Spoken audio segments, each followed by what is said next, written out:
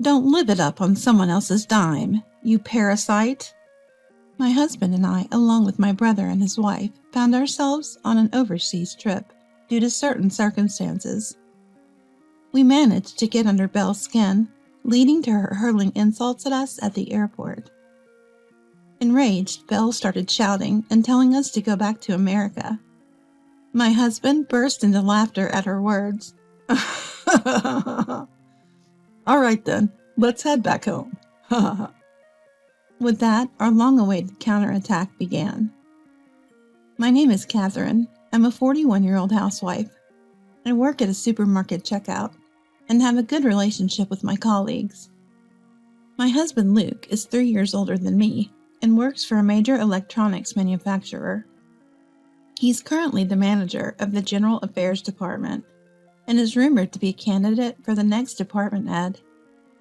My husband, who is deeply trusted by his subordinates and is very dedicated to his work, is a source of pride for me. One day, out of the blue, my brother Mike, who is a lawyer, paid us a visit. My brother and I have always been close, often sharing meals together. My husband has treated my brother like his own, and the three of us going out for meals was one of my joys. However, since my brother got married, these outings have become much less frequent. I've been avoiding Belle, my sister-in-law, because we don't get along, which has also reduced the time I spend with my brother. And now, suddenly, my brother had come to our house. Naturally, my husband and I were both surprised and asked him what was going on. I need a favor from you guys. We could tell something serious was up from the grave tone in which my brother started the conversation. He pulled out several photos and a voice recorder from his pocket and spread them out on the living room table for us to see. Belle, she's cheating. There in the photos was Belle, arm in arm with a man, presumably her lover, heading to a hotel. The voice recorder contained Belle's voice, affectionately talking on the phone with her lover at home. Conclusive evidence of her infidelity was right there. While Mike is at work, what is she doing? This is unbelievable. I was more furious than the person involved. It's absurd to stay silent when your dear family is being treated so terribly. I stood up from the sofa, pointing at the photos and raising my voice. But my voice halted abruptly when I saw someone in the pictures. Hey, Mike. The person in this photo is... Just as I thought. I came here to confirm that too. Convinced by my brother's words, I exclaimed in surprise. What? My sudden outburst startled my husband, who clutched his heart and said, You scared me. Don't shout all of a sudden. What's going on? This guy, he was my classmate in middle school. He was known for playing baseball, being irresponsible, and being a notorious womanizer. As I pointed to the face of the man in the photo and explained, this time it was my husband who raised his voice.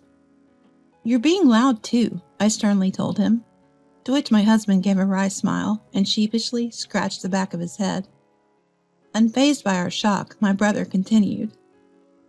I'm going to divorce her, but honestly, I can't stand the thought of just letting her get away with this, so I need your help. Help? With what? My husband was puzzled by my brother's request. My brother explained that he wanted to ask if my husband's friend David could help. Honestly, I don't think anything I or Catherine say will affect her. She might be scared of Luke's dad, David. I think he could really make an impact.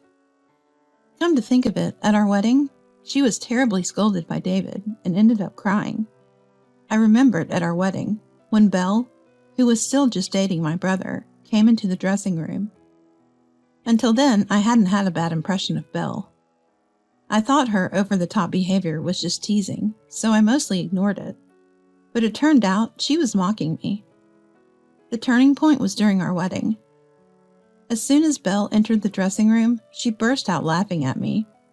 Pointing at me in my bridal gown, she started mocking me. You? In pure white? You're already pale and chubby. The white dress just makes you look even bigger. Belle was taking pleasure in ridiculing me. I was about to snap at her, despite her being overweight herself. But luckily, my father-in-law David was there too. He had been quietly reading a book nearby until my husband returned to the dressing room. David closed his book, slowly approached Belle, and began to confront her. "Hey you, what do you think you're doing? Speaking like that to my son's bride?" Belle's inexcusable remark had caught David's attention, and now this formidable man, easily over 6 feet tall, was towering over 5-foot-tall Belle, intimidatingly demanding her to repeat what she said. David, naturally intimidating with his rugged features, would scare anyone at such close quarters. As expected, Belle looked like she was about to cry. "It's not like that. I was just teasing, that's all." Belle's pitiful excuses didn't convince David at all. "Teasing? You find it funny to say such things? How old are you? You're not 3 years old to say such ridiculous things."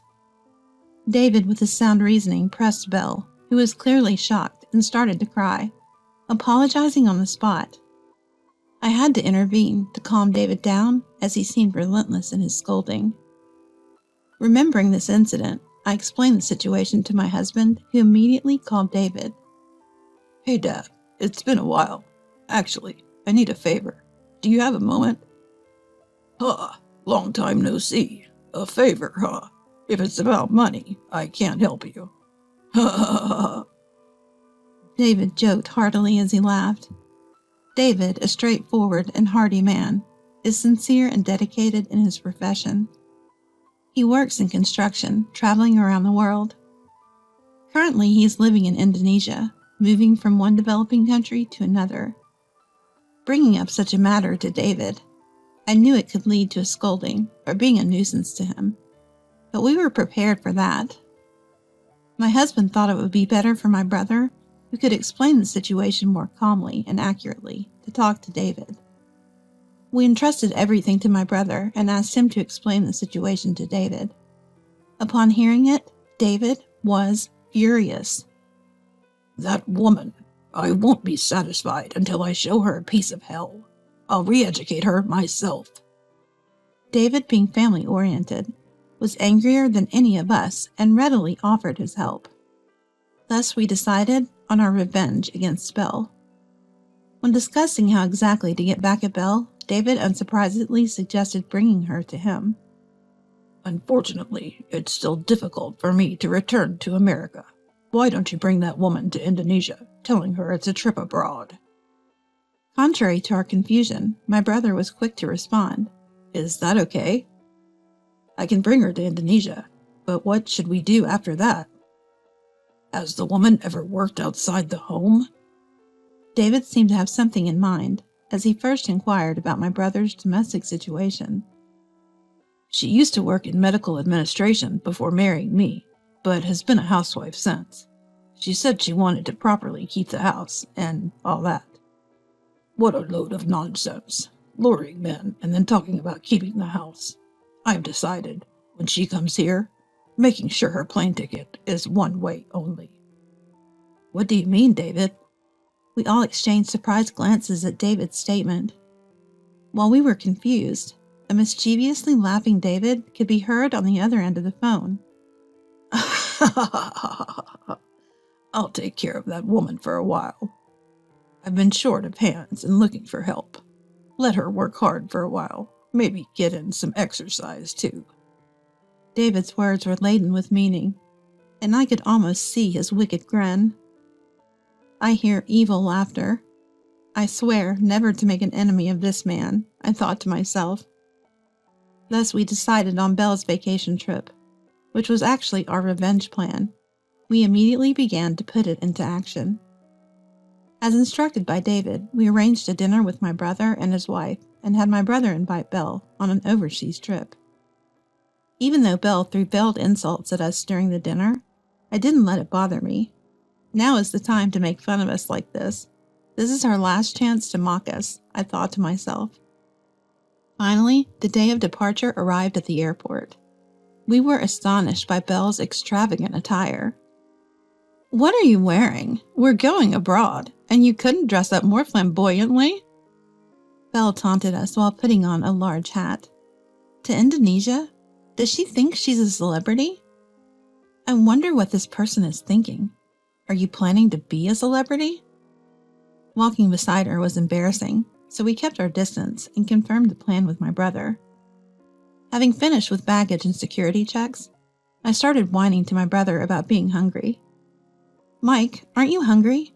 I want to fill my stomach before we go.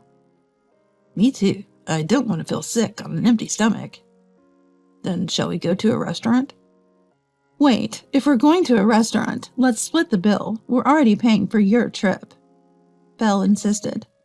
As expected, Belle, who is very particular about money, reacted to our actions. She had even had a big argument with my brother over paying for this trip.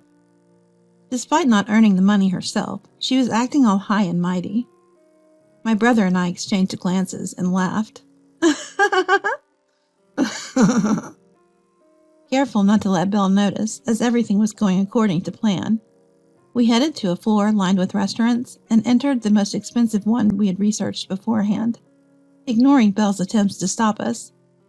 We ordered the priciest dishes, 2 per person, and decided to drink wine.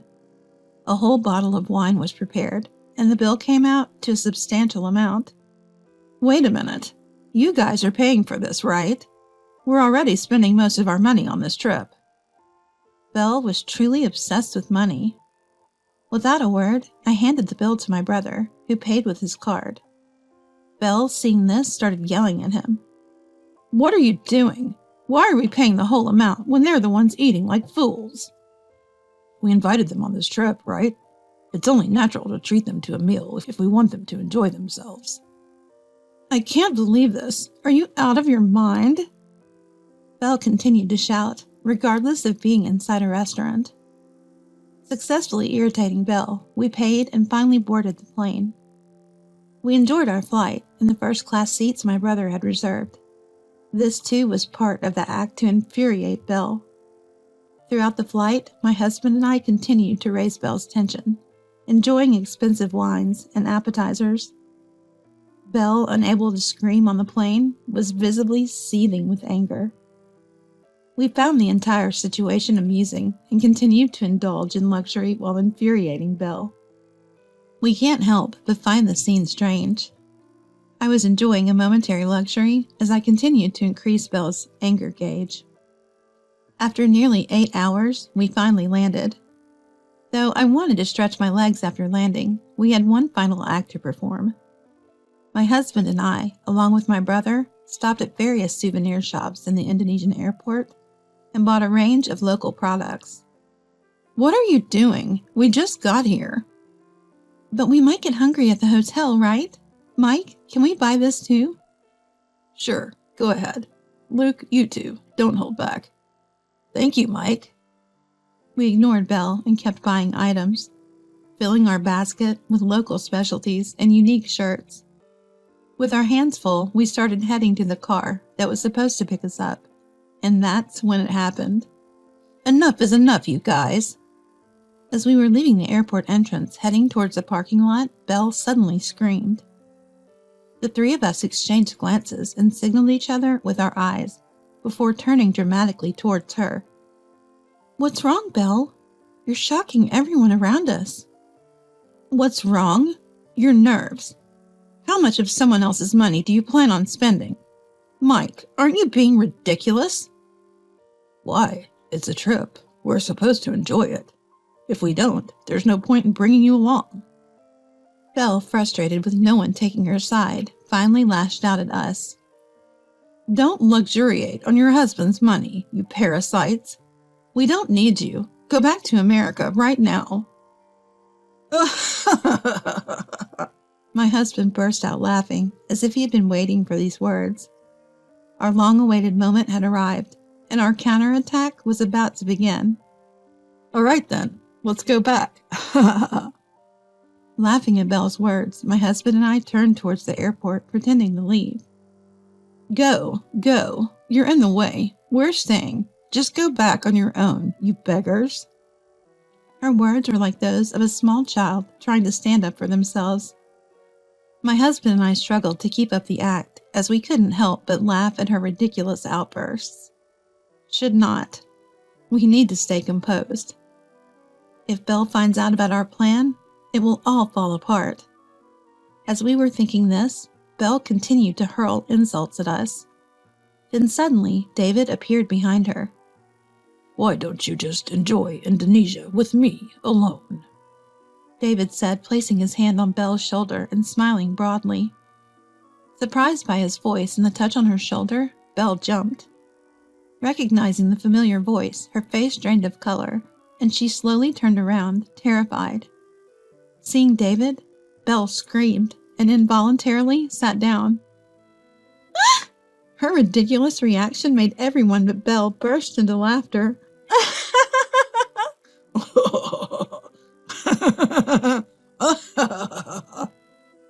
The response was so unexpected that we couldn't contain our laughter.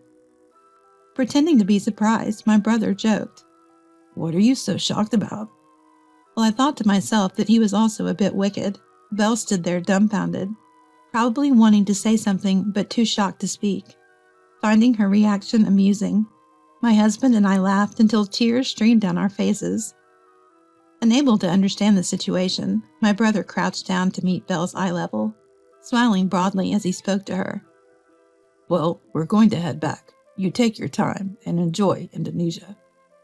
Saying this, he lightly patted her shoulder and left her with an insincere word of encouragement. Hang in there. Before standing up. Unable to comprehend the words or the situation, Belle clung to my brother's leg, crying out, Wait, please explain what's happening. Overwhelmed by anger and confusion, Belle exploded emotionally. Why is he here? Why are you even trying to leave? What about me? You're just going to leave me here alone? You were the one who said Catherine and the others should go back. I only came on this trip because they were here. I never wanted to enjoy it alone with someone like you. What? You'll have plenty of work to do here. There's lots of volunteer work. You won't have time to be idle. Leave the rest to me. With that, David pried Belle off my brother, holding her firmly to prevent her escape. Even though David was over 70, he was still actively involved in construction, and not someone Belle could easily escape from. As we three were about to leave Belle behind, she remained caught by David, screaming towards us. Coward! You've been deceiving us from the start. Who's the coward here? This traitor? My words were sharp, and I glared coldly at Belle. You, I will never forgive. You'll pay dearly for hurting us. Too bad for you. Good luck with everything. Bye. With that, my husband and I, leaving Belle still making a scene in David's arms, boarded the plane to America. Belle, penniless, had no choice but to earn her way back from Indonesia. Of course, that wasn't her plan. Unable to take a part-time job, she resorted to volunteering and scraping together small amounts of money David gave her to save for her return. But earning money was harder than she thought. During the high season, plane tickets were double the normal fare. The cost skyrocketed, making it nearly impossible to return without working tirelessly from dawn to dusk. Upon our return to America, our phones rang incessantly every day. Naturally, my brother experienced the same. Both of us blocked Belle's number due to her persistence. Belle, who hardly worked, struggled with physical labor, lost a lot of weight, and cried daily, longing to return to America. After nearly 3 months, as her visa deadline approached, David contacted her, signaling it was time to return to America. Finally, the climax. I thought our revenge on Belle was over. On the day we went to pick her up, we approached the airport with solemn faces. There! How dare you leave me behind that day? Why are you here? Seeing Belle upon her return, she was thin and sunburnt from working outside, clearly showing how much she had been exploited by David. Her changed appearance made it obvious. We greeted her with smiles. Her anger at being abandoned surged, but her loud voice quickly faded into a whisper, because there was another person with us, my brother and my husband, and one more. Belle, I'm sorry. Let's break up. To everyone's surprise, the person we brought was Belle's lover and my former middle school classmate. Actually, while Belle was in Indonesia, we had been in touch with him. Luring him to my house was easy, then confronting him with my brother was even easier. We laid out all the evidence of his affair and made sure he knew we were aware of his family. Do you understand the consequences if I take this to court? We cornered the lover. Tears flowing, he immediately begged my brother for forgiveness, pleading not to tell his family, promising to do anything. Hearing this, my brother successfully convinced him to agree to break up with Belle in front of us upon her return. This is how we brought him to the airport. Wait, this can't be real. Why? Why are you here? Break up? Wait, why in front of him? Belle was exhausted, and this turn of events was overwhelming. It's no wonder her thoughts couldn't keep up. Panic was evident on her face, fearing the revelation of her affair, but it was too late for her. We felt no sympathy for her, nor do we owe her any explanation. My husband and I silently watched my brother's actions, glaring at Belle. You must have had your fun until now, haven't you? No, please wait. It's not like that. Please, don't say anything more. Our life together ends here. Let's get divorced. No, I don't want that. Please. I won't ever do this again. I'll live honestly from now on, so please don't talk about divorce. Belle, back in America, was in utter disbelief and cried hysterically.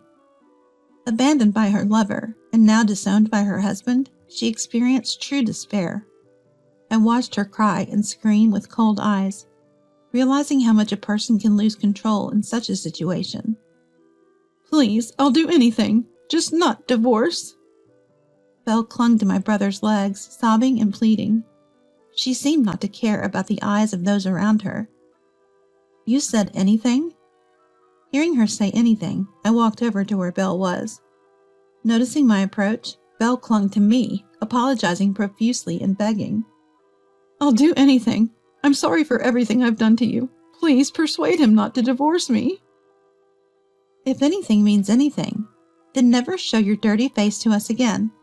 Honestly, just seeing your face makes me sick. I spoke these harsh words to Belle, who was crying and begging, filled with all the resentment and hatred I had. Hearing this, Belle fell into deeper despair and was at a loss for words. After that, everything happened very quickly. Exhausted, Belle didn't argue back and was practically dragged home by her brother and the person she had cheated on her spouse with, where they started the divorce proceedings. Belle was in a daze for a while, bedridden and barely able to eat, feeling cornered, but she knew it was her own responsibility. No one was supposed to feel sympathy for her. Eventually, Belle recovered enough to hold a conversation, and she got divorced from her husband. Now she's living a life just manageable enough to get by all alone. And so our peaceful daily life returned, and we decided to thank David again. Back then, I did pay my brother back for the huge shopping and dining expenses, but to my surprise, he refused to accept it. You guys made my divorce and revenge possible. Let me pay for this. I'll thank you properly later. So we decided to graciously accept his offer. This time, we ended up going to Indonesia for a celebration party. We enjoyed the trip, relishing the cuisine we couldn't fully appreciate during our last visit, and we got a chance to see the architectural work David was involved in.